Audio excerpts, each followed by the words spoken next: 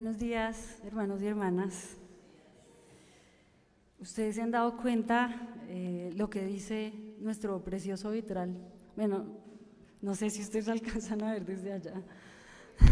Supongo que no. O si saben, hay unos que saben cuál es, ¿no? Tampoco. Tiene uno de los textos del capítulo de 1 de Juan que leímos, que es muy famoso, que dice: el que no ama no ha conocido a Dios, porque Dios es amor, ¿cierto? 1 de Juan 4:8, por si acaso, eso es lo que dice ahí. Otra pregunta corchadora. ¿Saben qué dice nuestra página web en la presentación de la iglesia? No, cero, no, nadie. Bueno, dice: bienvenidos a la búsqueda. Para crecer y servir en libertad, este es tu lugar. Y luego dice: somos una comunidad que busca el perfeccionamiento de las personas en el amor de Dios, eso dice, y acompaña a las personas en su búsqueda espiritual, en libertad y amor. Pero dice que buscamos el perfeccionamiento de las personas en el amor de Dios. Bueno, ustedes saben que el reverendo ha insistido muchísimo en eso, ¿no? Por eso hoy leímos en nuestra lectura una buena parte del del capítulo 4 de la primera carta de Juan, que dice en traducción de Reina Valera: en el amor no hay temor, sino que el perfecto amor echa fuera el temor, porque el temor lleva en sí castigo, de donde el que teme no ha sido perfeccionado en el amor. Tenaz, ¿no? Otra traducción más dinámica dice: la persona que ama no tiene miedo, porque donde hay amor no hay temor. Al contrario, el verdadero amor quita el miedo. Si alguien tiene miedo de que Dios lo castigue, es porque no ha aprendido a amar. Y en eso nos vamos a detener hoy, ¿no? El amor que echa fuera el temor. Ser perfeccionados en el amor para ser libres del miedo. Es decir, aprender a amar nos quita el temor. A mí me parece un pasaje bello, pero también duro de leer, ¿no les parece? Porque dices que si alguien ama, no tiene miedo. Es muy duro porque nosotros vivimos llenos de miedo. Entonces es duro leer: oiga, si usted tiene miedo, es porque no ha aprendido a amar. Es una afirmación fuerte. Uno cree que lo contrario del amor es el odio. Sí, pues algo de sentido tiene, porque es que el odio se opone al amor. Pero el odio es resultado del miedo. Hace muchos años, ¿no?, le escuché al reverendo Germán decir eso de que lo contrario del amor es el miedo, y me puse a darle vueltas, como así que el miedo. Y sí, está estudiado y todo, ¿no?, que cuando hablamos de odio, muchas veces hablamos de miedo. Les decía hace un par de domingos que esta es una sociedad enferma de odio, que tenemos normalizado odiar, que odien, que haya bandos en el mundo, en las familias, en las redes sociales, que hay lugares donde invitan a unos y a otros no los van a invitar, que el mundo es así y creemos que es normal que haya guerras y la gente se esté matando. Estamos un poquito acostumbrados al odio. Y detrás del odio está el miedo al otro. Muchas guerras se inician con el miedo a que el otro, quién sabe qué me haga. Antes de que me ataque, pues yo lo ataco. Entre nosotros, en lo pequeño, está el miedo a los extranjeros, por ejemplo, que nos invaden, que nos quitan los trabajos, que nos quitan los maridos. Eso dicen algunas personas, sobre todo en redes sociales. Miedo a que las mujeres se rebelen, ¿no?, y cambien las familias. ¿Cómo así que no quieren hacer caso? Miedo a los gays, miedo a los pobres. Ay, yo no quiero ser pobre, así que me fastidian, ¿no? No quiero parecerme ni acercarme a ellos. No sea que se me pegue. Miedo a los otros, a los contrarios. Pasa en la política. Tengo mucho miedo a que ganen los otros, tanto que ese miedo se me vuelve ira, y luego se me vuelve rabia, y luego se me vuelve odio. Y respiramos y con ese sistema mundano contaminado, con dolor y con indolencia. Y debajo de todo ese odio hay miedo, mucho miedo. y mucha imperfección en el amor, mucha falta de amor, desamor. Bueno, ¿qué es lo que dice 1 Juan? Ese pasaje que dice que el que ama no tiene miedo, empieza antes y dice que nosotros amamos a Dios porque Dios nos amó primero, ¿no? Que Dios nos ama de manera incondicional y gratuita, con su gracia, y nuestro amor es una respuesta a ese amor de Dios, que es avasallador, sobrecogedor, ¿no? Que a uno lo quieran pues sin condiciones, que a uno lo quieran con un amor que no es de este mundo. Ese es el amor de Dios, que nos quita el temor y luego nos quita el temor al juicio y luego nos hace amar a los demás. Más o menos en ese orden está en 1 Juan. ¿Cómo lo dice el texto? Entonces la TLA, otra traducción, dice: nosotros no hemos visto a Dios, pero si nos amamos unos a otros, Dios vive en nosotros y también su amor estará en nosotros. Es decir, aunque no vemos a Dios, se manifiesta en nosotros. Lo sentimos y lo experimentamos cuando amamos a los demás. Ese amor entre nosotros, pues es también el amor de Dios, ¿no? Bonito, ¿no? Que el primer lugar donde nosotros veamos el amor de Dios sea en el amor de las demás personas. Pero también pensémoslo al revés. La forma de saber qué tanto se manifiesta el amor de Dios entre nosotros es viendo qué tanto nos amamos, qué tanto construimos relaciones bonitas, recíprocas, generosas, justas, amorosas, cuidadosas del otro, honestas, que vayan construyéndose y creciendo. Ese podría ser un indicador del amor de Dios. ¿Se acuerdan los profes y los estudiantes de lo que es un indicador de logro? Bueno, pues eso. Los que perdieron logros ya vi sus caras. Crecer en mis relaciones, en mi forma de tratar a los demás, sería un indicador de logro del amor de Dios en mí, un fruto del amor. Y entre nosotros pues habría que preguntarse, ¿no? Bueno, yo sí he aprendido algo últimamente. Otra vez puede ser duro, ¿no? Hay que evaluar nuestro crecimiento en el amor, nuestro perfeccionamiento en el amor. Piense en una relación suya, la que sea, con quien sea. Puede ser en su familia, con sus hermanos, con sus papás, con su pareja, con alguien de la iglesia. ¿Qué ha pasado en esa relación en el último año? En los últimos 5 años, en los últimos 10 años. ¿Es mejor o es peor? Si pasan años y yo no veo que eso mejore, no veo crecimiento en la confianza, no veo que crezcamos en la forma de tratarnos, si yo no aprendí nada, si no crecí nada, estoy siendo perfeccionado en el amor. Por eso les dije que es duro, es verse en el espejo y decir, bueno, tenaz. Porque a veces lo que pasa es que antes era mejor y vamos empeorando. ¿Ha mejorado la relación con mi pareja o cada vez es peor?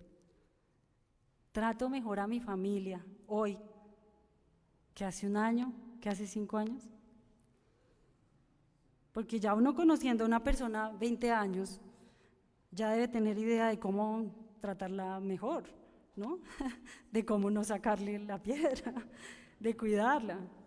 Pero nosotros, por el contrario, decimos, ay, usted ya sabe cómo soy yo, ¿me va a salir con que cambie? Entonces, ¿he aprendido alguna cosa o no? Por ejemplo, ¿a qué me refiero con aprender? Ustedes han visto en los devocionales que llevo desde el año pasado con Mateo 18, ¿cierto? Sobre decir cuando algo nos molesta. Pues porque a veces la vida le lanza a uno preguntas y toca aprender. Y creo que si nosotros no aprendemos entre nosotros a construir relaciones honestas, a decirnos cuando algo nos molesta, a pasar por delicados, por intensos, por vulnerables, no se puede tener una relación honesta sin reclamos. Y sin honestidad, pues no podemos construir el reino de Dios tampoco. Es un aprendizaje y toma tiempo. Bueno, entonces toca preguntarse, ¿qué tanto ese perfeccionamiento en el amor sucede en mí? ¿Qué tanto dejo obrar al Espíritu Santo? O le cierro la puerta y digo, Señor, déjeme así. Ya el loro viejo no aprende a hablar. Yo ya no voy a tratar a nadie mejor que esto. Hasta aquí llegué, ya que me aguanten así. Y nos rendimos. Porque el afán de la vida nos absorbe. O sea, yo quiero llegar a fin de mes, necesito trabajo, quiero comprarme un carro, o pagar la casa, o sacar el posgrado, o conseguir un ascenso, mejorar en el trabajo, demostrarle a los demás mi valor. Y ya la forma en la que trate o no trate a mi familia o a la gente, pues pasa a un segundo plano. Llego a mi casa, cansado, y quiero que me atiendan y que me hagan caso, que no me molesten. Yo no quiero ni pensar si los estoy tratando bien. Y hay un punto en el que, como nos decía el reverendo hace 8 días, nos esclavizamos los unos a los otros. Los tratamos como esclavos. Y peor, creemos que tenemos derecho a actuar así, que eso es normal. Y ahí aparece el Evangelio, porque el Señor toca la puerta de nuestro corazón y dice, venga, yo le enseño algo más importante que los afanes de esta vida. Venga, aprenda a amar. Venga a ser perfeccionado en el amor. ¿Y usted quiere? Esa es la pregunta de fondo. O pues quiere venir a la iglesia el domingo y decir, ya cumplí, Diosito, bendíceme porque vine, canté, hasta di ofrenda, pero no me hable de perfeccionarme en el amor, de aprender. Qué jartera, déjeme así. Y el Señor otra vez golpea en la puerta y dice, ¿quiere saber cómo sería usted? ¿Cómo sería su familia? Si se dejara tocar por el amor de Dios, si aprendiera a amarse a usted mismo y a su familia, a aprobar el reino de Dios en su casa. La invitación del Evangelio es a crecer, a aprender, a decir, Señor, ¿qué hago para aprender más? Ahora, hay otra razón por la que decimos, Diosito, deje hasta aquí, yo ya no quiero aprender más. Ya déjeme así, yo ya hasta aquí voy, ¿no? Y está ahí mismo en el versículo. Dice, que le tenemos miedo a Dios. Nos imaginamos que decirle a Dios, enséñeme, es que nos va a mandar un cáncer para que aprendamos, ¿no? O a rompernos una patica, o a quién sabe qué cosa horrible, para que aprendamos paciencia, amor, porque así nos han enseñado, ¿no? Nos han dicho que así es Dios. Le dicen a uno cuando está bien llevado, es que Diosito le está enseñando algo. Pero el Señor no nos desea el mal, ni nos vive tentando o haciéndonos cosas malas. Sus pensamientos para nosotros, como leímos al inicio, son de paz y no de mal, de esperanza, de bondad. Piensen, si no, cuando a uno le pasa algo malo, dice, Diosito, ¿qué he hecho para merecer esto? ¿No? Estamos como programados automáticamente para pensar eso. Y eso quiere decir que nos falta perfeccionarnos en el amor, porque el temor al juicio de Dios, según San Juan, es falta de perfeccionarse en el amor. Otra cosa es que yo voy de la mano del Señor y cualquier cosa me termina ayudando. Ya que estoy en este mundo, que este mundo es duro y cruel, injusto y está bajo el maligno, pues aprendo de la mano del Señor. Pero no porque Dios diseñe como un videojuego una serie de desgracias para mí, para enseñarme y que yo aprenda a golpes, sino porque Dios me está acompañando a atravesar la vida, que es tenaz para todos, ¿no? Y que sé que de su mano puedo sobrevivir a lo que sea. Es distinto. Porque cuando yo creo que Dios, que es luz, que es bueno, que es el Padre de toda gracia, de quien sale solo el bien, que todo perfecto, toda buena dádiva viene del Señor, cuando creo que además me trae cosas malas, Pues le agarro miedo, pues que es lógico. Y después, ¿cómo confío en decirle, Señor, enséñeme? Si creo que me va a enseñar a golpes. Pues porque la pedagogía de nuestros maestros, de los papás, a veces ha sido esa, a golpes, con castigos. Y creemos que Dios también hace así. Y a veces, pues, del susto uno en la casa, porque no se les ocurre qué hacer para que un niño se quede quieto, le dicen, ay, no haga eso, que Dios lo castiga. Dios se pone bravo, ¿no? Dios no castiga ni con vara ni con rejo, sino con el mismo pellejo. Y nosotros incorporamos eso se queda escrito adentro de uno. Y vivimos con miedo de Dios. Pero, dice San Juan, la persona que ama no tiene miedo. Donde hay amor no hay temor. Al contrario, el verdadero amor quita el miedo. Si alguien tiene miedo de que Dios lo castigue, es porque no ha aprendido a amar. Yo no puedo normalizar ese miedo a Dios, a que Dios me castigue. Eso es algo que toca trabajarlo con el Señor. Decirle, Señor, enséñeme. ¿Qué es lo que me impide vivir sin ese miedo? Es que con miedo a Dios yo ¿cómo oro? ¿Cómo le oro a un monstruo? A alguien que creo que cuando menos pienso se le salta la piedra y quién sabe qué me hace. Pienso que si me voy de la iglesia Dios me va a castigar, ¿no? Y claro, me voy asustado y ando por ahí en lógica de miedo. Pues me comienza a ir mal. Y digo, es Dios. Pero ustedes saben la cantidad de tonterías que hace uno cuando está asustado.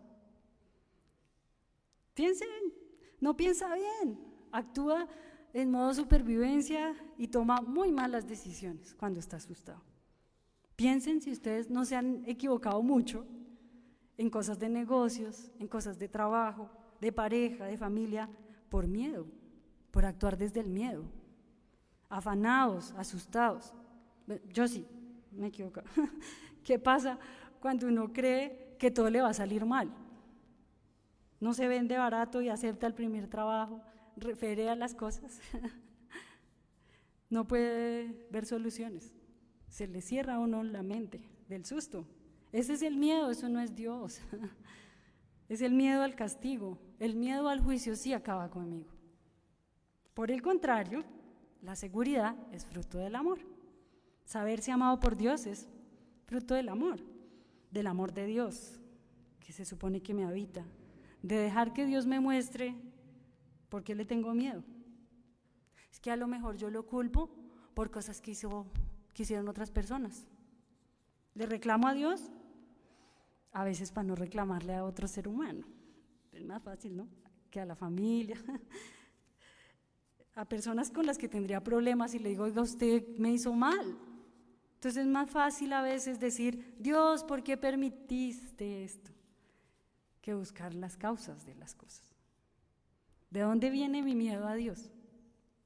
Me parece que es un ejercicio espiritual que uno podría hacer. Dice el apóstol Pablo, no habéis recibido espíritu de esclavitud para estar otra vez en temor, sino espíritu de adopción por el cual clamamos, Abba Padre. Me encanta ese verso, así que lo voy a leer otra vez en otra traducción, que es muy linda, la telea. Porque el Espíritu de Dios, el Espíritu que Dios les ha dado, no los esclaviza ni les hace tener miedo. O sea que el miedo no es un fruto del Espíritu. Por el contrario, el Espíritu nos convierte en hijos de Dios y nos permite llamar a Dios Papá. Es decir, el miedo a Dios nos esclaviza, es un amo terrible. Y no somos esclavos para estar teniendo miedo de Dios. Entonces, claro, alguien me dirá, pero vea, en el Antiguo Testamento se menciona muchas veces que hay que tener temor de Dios. ¿Sí lo han leído, cierto? Claro, y por eso Jesús corrige esa visión. El Dios de Jesús es el Padre del Hijo pródigo. Y Jesús corrige esa visión de Dios desde el miedo al punto de que los sinópticos, o sea, en Mateo, Marcos y Lucas, todas las veces que aparece la palabra miedo, es Jesús diciendo, no tengan miedo. Y en los evangelios la gente le tiene miedo a Dios. Porque ante Dios, en toda la Biblia, cuando Dios se manifiesta, pues la gente se aterroriza. Y con razón. O sea, se resucita un muerto, camina sobre el agua, detiene una tormenta. Jesús se sube a una montaña y bajan Moisés y Elías y comienzan a iluminarse, a alumbrar. Pues da miedo. O Jesús resucita. Sí, yo también me desmayaría. Pero ante eso Dios tan poderoso que muestra su poder, Jesús dice, no tengan miedo. Llámenlo Padre, mi Padre y nuestro Padre. Como dice Pablo, llámenlo Abba, papá, papito. Abba es un nombre confianzudo y cariñoso, de un niño chiquito que busca al papá y le agarra los cachetes, las orejas. Entonces habrá quien diga, ay, pero ¿usted qué está diciendo? Si nosotros somos esclavos de Dios, siervos, herramientas, vasijas. Estoy recitándoles versículos por si acaso. Pero Dios es un amo, dicen algunos, ¿no? Uno puede ser esclavo mientras sea esclavo de Dios. Hay toda una teología de eso. El problema es que si ustedes ven el Evangelio, realza la libertad. La libertad sí es un fruto del Espíritu, porque donde está el Espíritu de Dios, hay libertad. Y dice que no somos esclavos. Si el Hijo os libertare, seréis verdaderamente libres. Conoceréis la verdad y la verdad que os hará libres. No nos hace esclavos de otra cosa, sino libres. El amor libera. No estamos llamados a ser esclavos, sino a ser hijos, amados, que pueden acercarse confiadamente al trono de la gracia para llamar a su Dios Padre, Abba, papaíto. Y bueno, ¿y cómo hago para llegar de esta persona miedosa a eso? Acercarme confiadamente al trono de la gracia, a irme a sentar en las faldas de mi Padre Celestial, porque nosotros nos imaginamos a Dios como un señor barbado con falda, ¿cierto? Y yo quiero ser esa niña confiada en los brazos de mi Padre. ¿Sí han visto cómo hacen los niños chiquitos? Cuando le tienen mucha confianza a alguien, a personas muy cercanas. Ellos no piden permiso, uno está por ahí y el chinito se trepa, se le sube encima y esos podríamos ser usted y yo frente al Señor, sin miedo frente al trono de la gracia.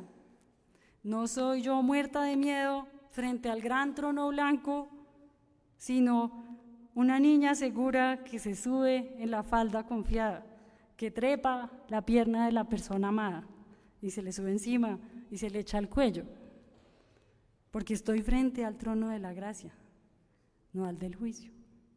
Porque incluso cuando dudo, incluso cuando tengo miedo, cuando tengo envidia, incluso cuando no veo a Dios, sigo estando abrazada por Él, guardada en su mano, respirando el aire de su amor, tan alto que no puedo ir arriba de Él, profundo que no puedo ir abajo de Él, tan ancho que no puedo ir afuera de Él. Ese es el amor de Dios. Y pues la vida no tiene que ser una carga pesada, una lista de tareas o de facturas, con un cansancio continuo de lidiar con este sistema mundano, injusto. La vida puede ser la vida abundante que prometió Jesús. Caminar por la vida tomados de la mano del Padre. Oremos.